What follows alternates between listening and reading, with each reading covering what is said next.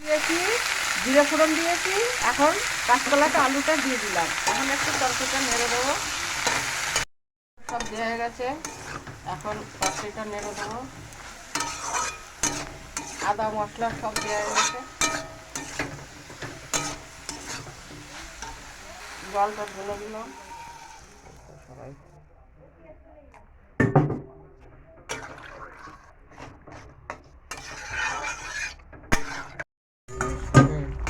কাঁচকলার তরকারিটা হয়ে গেছে, এবার নামিয়ে ফেলবো।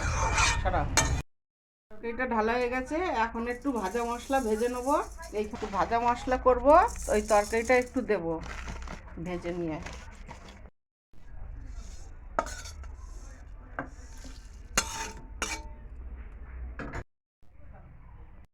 সর্ষেটা দিয়ে দিলাম,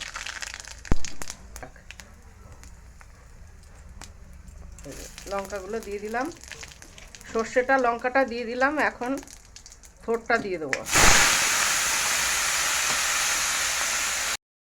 থোড়টা দেওয়া হয়ে গেছে, এখন হলুদটা দিয়ে দেবো, এই নুনটা দিয়ে দেবো। হলুদটা দিয়ে দিলাম, ছেড়ে দিলাম। এটা থোড় ছেঁচকি হবে।